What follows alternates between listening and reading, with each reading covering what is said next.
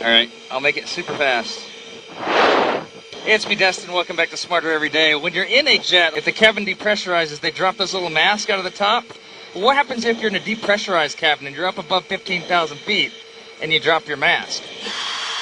Something called hypoxia takes effect, and you got to do something about that. Let's get smarter every day. You've heard the flight attendant say this before. Secure your own mask before helping others. But why? Why do they say that? Is the 30 seconds it takes to put on a kid's mask next to me really that important? 15 years ago, I learned the answer to this question when I was selected to participate in NASA's Reduced Gravity Student Flight Opportunities program at NASA's Johnson Space Center. Before I got to ride in the Vomit Comet, I had to undergo physiological training in a hypobaric chamber at the Neutral Buoyancy Lab. Fast forward to now. Today, astronaut Don Pettit is scheduled to renew his hypoxia training certification, and I asked him if it would be okay if I tagged along. He let me swim a few laps with him over the International Space Station mock-up in the Neutral Buoyancy Lab before we headed over next door for Don's training. You look like something a dog dragged in. I feel like it too. The purpose of hypoxia training is to let astronauts and aviators know when their brain is about to stop working correctly, which is very, very important. If you're at a high altitude in an airplane, the air is thinner, but the cabin is pressurized so your body gets enough oxygen to operate. To simulate cabin depressurization, NASA puts its astronauts in a chamber at sea level and then pumps the air out to thin it out so that it simulates a higher altitude. Don's training starts with classwork, focused on understanding the specific signs and symptoms of hypoxia in his own body. The goal of this training is to understand your own physiological symptoms so that you can take action quickly. For example, Don said he experiences tunnel vision and air hunger, but I remember from my training 15 years ago that I get really happy and start to tingle all over. I can't take you seriously because this is what you look like. What do you mean? I look perfectly normal.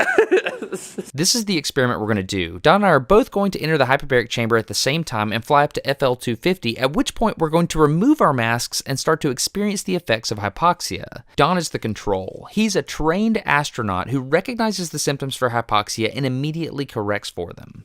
I, on the other hand, am under the direct supervision of a NASA flight surgeon, and after I noticed the effects of hypoxia, I've asked if I could delay for about 1 minute so we can better understand the physiological effects of not immediately putting your mask on. Okay, here we go. We're getting set up.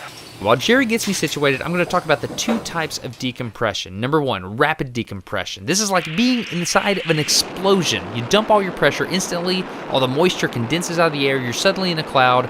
Very scary, very violent. Yeah, we're not going to do that. What we're going to do is simulate a slow, steady leak. We're going to start at sea level and ascend at 5,000 feet per minute all the way up to 25,000 feet, or as aviators call it, flight level 250. You can see the altimeter right here above Jerry. He's pointing it out to you. So we're just passing through 10,000 feet of altitude. I want to talk a little bit about the gas expansion. You'll see the gloves here already are starting to show the effects of the reduced pressure. So Boyle's law obviously is telling us that any time we have in the body, as long as the temperature remains constant, we go to altitude, reduce the pressure, then the gases inside that is going to expand. I'm experiencing Boyle's law in my gut right now. I am too. We're passing gas. All right, gentlemen, we are coming into flight level 250. What Sharon is going to do is she's going to level off at that altitude. She's going to give us a little bit of a vent to get rid of some of that angle of bank that you guys were talking about. Now that we are at 250, what we're going to do is I need you to disconnect your mask from the right-hand side so that both of you get hypoxia at the same time, even with the mask disconnected. If you could do that for me. So if you'll drop your mask from the right-hand side, turn your regulator off. You can look at the surgeon's gloves. You can see that they are really experiencing gas expansion. How are you guys feeling inside the chamber as far as the gas goes? Feeling good.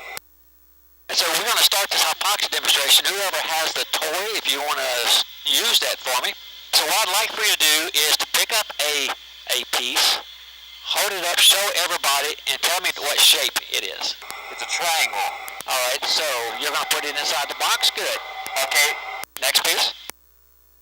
Another triangle. Another triangle. Circle. Circle. No, it's a cylinder. It's a cylinder. Cross. Across. Square. Square. That's another cube. This is a cylinder. We also can see a little purple come around your nose and your lip area. This is a star.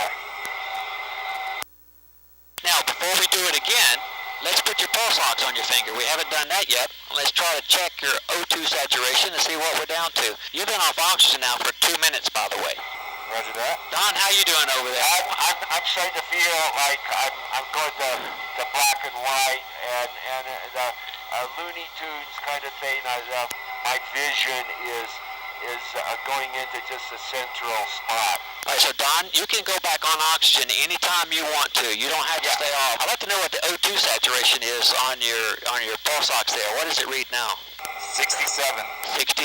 Okay, so that's a critical area here where you need to start thinking about getting back on oxygen, because once you get below 60, death can occur just like that, right? So you got to realize that you don't want to die. Can we try the shape box one more time just to compare a difference between when you were just starting your demonstration versus right now? We can tell you're really starting to feel the effects of hypoxia. Triangle?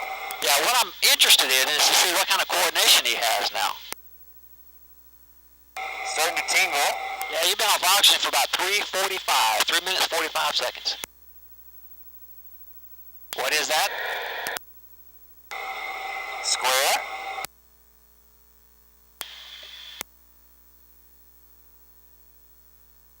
And what was that one?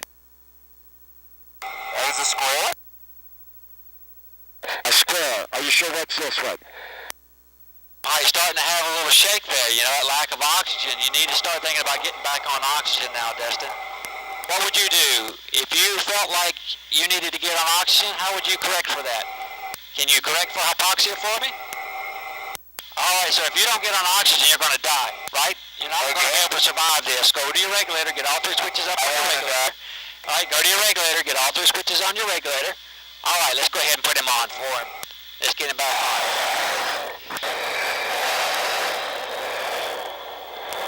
All right, let's continue on with the shape box.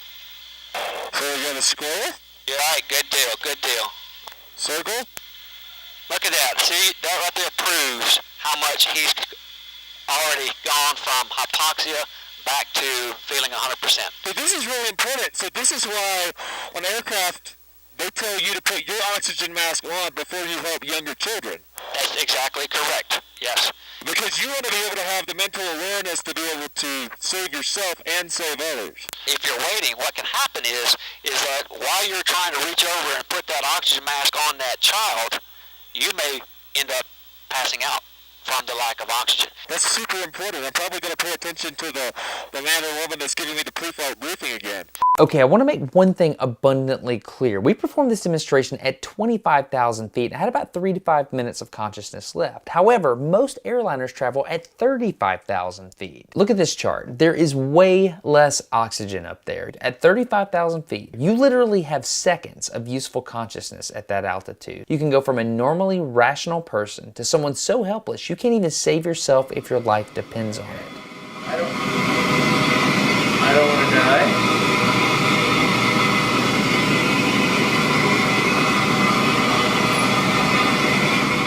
I don't tell you this to scare you. I simply want you to understand the physiology behind that little pre-flight announcement. Put your mask on first before helping others. I can tell you right now, had Susan not been in there with you and gotten your mask back on, we say it, you would have died. You really would have. Thank you for saving my life, Susan. Oh, your hamburger. Copy. Look, I don't want to get too deep or philosophical with this, but I think there's a neat metaphor here. Sometimes it's easy for me to see the problems in other people and focus on that, and I get so carried away with fixing other people that I forget that I have a problem too. And I think that's what's so cool about this demonstration. Sometimes you just gotta put your mask on first and get yourself sorted before you can help others. So thanks again for saving my life, by the way. You're welcome. It was an honor and a pleasure. That was great. All the time. Thank you. There you go. Now we learned why you need to put your mask on first before you help other people. You don't want to get hypoxia. I'm Destin. You're getting smarter every day. Have a good one.